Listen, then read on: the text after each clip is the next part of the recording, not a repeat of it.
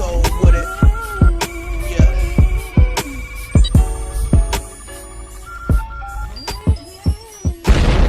What's going on, everybody? Dialerix TV back with another video, and I would like to discuss with you guys some comments that NBA insider Brian Windhorst made pertaining Los Angeles Lakers forward Kyle Kuzma and his value with the Lakers. So Brian Windhorst was on ESPN Hoops Collective podcast. He also had two guests in studio as well, ESPN's Kevin Pelton and Kurt Goldsberry, as they discussed Kyle Kuzma's value to the Lakers. They had a lot to say, and I know y'all don't feel like listening to the entire audio, so I'm gonna summarize and sum it up, mainly the important parts. So Brian Windhorst started off by mentioning how Kyle Kuzma has had quite a season and how he's missed a couple of weeks due to his foot injury that he suffered over the summer, and how Kyle Kuzma minutes and numbers are both way down. Then he spoke about Kyle Kuzma's monstrous games that he had versus the Dallas Mavericks and the Oklahoma City Thunder. And this is what Brian Windhorst started by saying. He says, "I don't know what the Lakers are going to do here. Kuzma is their best trade asset, and I'm just going to say that there is conflicted information out there about him. I've talked to 3 or 4 different teams who have told me that Kyle Kuzma is available for trade. He can be had. There have been reports elsewhere that the Lakers have indicated that they do not want to trade him. I think this is a very difficult player to judge because Kyle Kuzma has undefined upside. He's a third-year player who's shown incredible flashes of brilliance at times. Other times we've seen deficiencies in his game. He doesn't do things on an elite level, but he does a lot of things well. And if you're looking at a player like that, this is a guy that you expect to get better over the next 2 or 3 seasons." Brian Windhorst then asked Kevin Pelton, with the Lakers pursuing a championship, should the Lakers hang on to Kyle Kuzma and just wait to see what he becomes, or does he think that they should try to cash him out right now and get a more established player who you know can help right now? And Kevin stated that Kyle Kuzma's best value is a guy who can create shots at a high volume with reasonable efficiency, but says if you have LeBron and Anthony Davis, you don't have a need for a volume scorer. It's not the kind of role player you need. You really need the type of role players they brought in this offseason, which is Danny Green type 3-and-D players, and he says that's not Kyle Kuzma's game. He says Kyle Kuzma at best is an okay 3-point shooter. Even though he can defend multiple positions, he's not a quality defender. Kevin Pelton then says he will be looking to cash Kyle Kuzma out. In other words, trade him for a more established player. Brian Windhorst then turned to Kurt Goldsberry and gave him the floor, and he spoke his mind about Kyle Kuzma. He says if Kyle Kuzma was interested in making players around him better, as he's interested in Zoolander cosplay, then he will have a lot more trade value. He says Kyle Kuzma doesn't show up night to night. He shows up in a fancy outfit. That's cool, and kudos to that. Goldsberry says he's not in. He says he thinks that Kyle Kuzma has gotten worse, not better, statistically, and his assist numbers are atrocious. Shooting numbers have fallen off a cliff, and it remains to be seen if he can be a good player on a winning team. He says that he thinks that we've seen some good numbers, bad team numbers out of Kyle Kuzma. There's nothing there that makes me believe he has much trade value. Is he a roster player? Is he a rotation player on almost every team? The answer is yes. But why would another team trade for him? Who would trade for him? And what would they be willing to give up? Those are real questions. He's older than you think he is. He's 24 years old, almost as old as Giannis. What are we getting?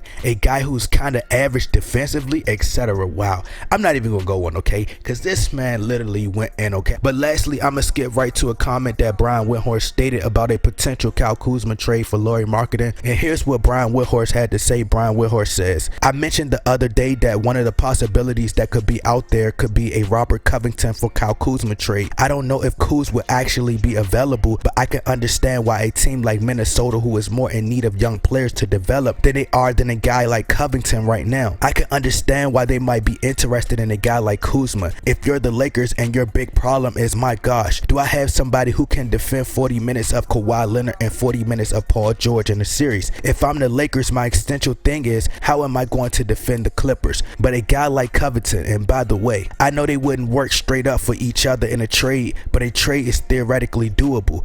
Robert Covington, he's not stopping Kawhi Leonard, but you're better off going into a Clippers series, I think, with Covington than you are with Kuzma. 2 or 3 years from now, you're probably better off with Kuzma. But going into a series with Danny Green, Covington, and LeBron James, his options are pretty interesting. interesting. And I'm gonna skip to what he says about the Lakers and a potential trade for Lauri Markkanen. He says, I've had an executive say to me, wouldn't a Kuzma for Lauri Markkanen trade be interesting? So if you guys would like to listen to the full audio, the link is in the description box. So wow, like, isn't it quite ironic how every time I give my analysis and breakdown on the game and certain NBA players, you know, you hear fans say, you don't know basketball, you don't know about basketball and things like that, right? But then when you have NBA analysts, which they speak with NBA executives, NBA GMs, NBA scouts who have inside information firsthand. Brian Windhorst is a direct mouthpiece for LeBron James. They repeated everything that I said verbatim, people, but it's crazy because y'all never tell these NBA analysts or experts that they don't know basketball like y'all tell me, right? Everything Brian Windhorst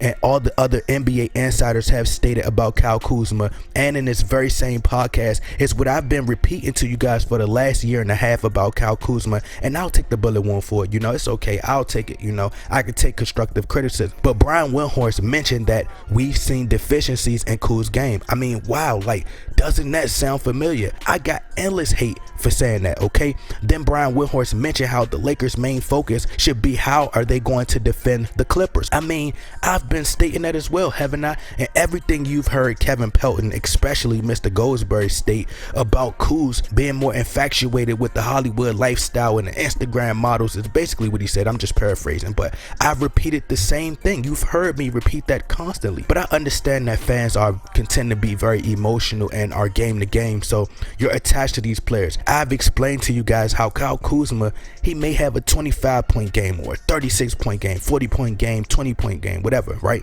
Then he'll turn around and have a 0-point game or a 10-point game, which I've stated over and over. He's been inconsistent, which you've heard Mr. Goldberry state as well. Listen, once again, we know that Kyle Kuzma is a relentless scorer, but the issue the Lakers are having, which I've stated before the season even started, which will happen with Kyle Kuzma, is him fitting with the Lakers and Anthony Davis. You can't start him because he's not that great defensively. So you start him with LeBron and Anthony Davis, he's not as fast on his feet. So if faster players have him switch onto them, they can either beat him off the dribble or cross him up or create off the dribble because Kuz isn't that fast on his feet. You'll have bigger power forwards go right at him. It's hard for him to fit in because if he plays 34 to 40 minutes, Kuz needs to take a high volume of shot. He has to take a high volume of shots in order to make shots. And you're not going to get those many shots when you're in a lineup with LeBron James and Anthony Davis. So basically, you have to be able to be a spot up shooter and make shots when LeBron James or somebody passes you the ball, you know. And due to him being inconsistent, some nights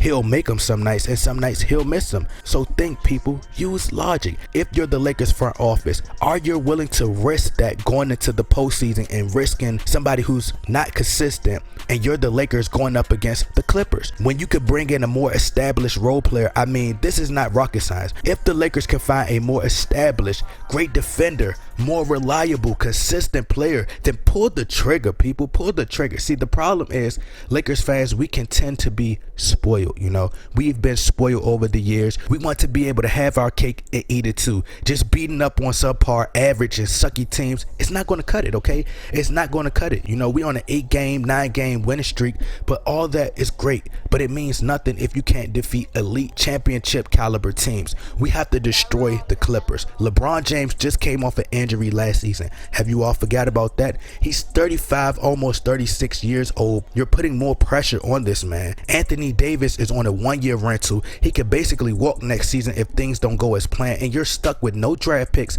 and a 36-year-old LeBron James. Come on, people, listen. The Lakers need to look for a big trade and make the trade. What are you thinking about here? They need to make a big trade that can help us win now. You done already went all out for Anthony Davis. Why stop now? If you have no choice but to keep Kyle Kuzma, then obviously you have no choice. But the Clippers have 2 stars in their prime, 2 all-NBA first-team elite defenders on their team, you know, but you have 1 player in his prime right now, and Anthony Davis. I think Lauri Markkanen is a great player, but I would prefer we go after a 3-and-D more consistent player like a Robert Covington or a consistent shooter like a JJ Redick, then find another wing defender out there on the market. You know, I think a better acquisition would be Marcus Morris, you know, but I think it's a must that we do whatever it takes to get Andre Iguodala, whether that's get Kentavious Caldwell-Pope to lift his no trade clause, because Andre Iguodala is a former finals MVP. He has defended all the great elite players at the highest level, so he knows what it takes to defend a Paul George or or Kawhi Leonard in a 7-game series. So just think a defensive rotation of AD, Avery Bradley, Robert Covington, or Marcus Morris, Andre Iguodala, Dwight Howard, JaVale McGee. It's just lethal, people. Defense wins championships. And lastly, you've heard Brian Shaw say that he thinks Kyle Kuzma is going to get traded. Jalen Rose says, I believe he thinks that Kyle Kuzma will be traded, or he thinks he should be traded, even though he stated that Kyle Kuzma was this third star type of player, which I've told you guys I didn't think he was. And then you had Stephen A. Smith even state that he thinks that Kyle Kuzma needs to be traded. I mean, every single professional is telling you everything that I've already stated, and every time I say it, it's a problem. But anyway, y'all let me know what y'all think. I think the Lakers must go all out if they want to make it to the finals and win. But anyway, y'all let me know what y'all think. Y'all get in that comment box, like, share, subscribe. I'm out.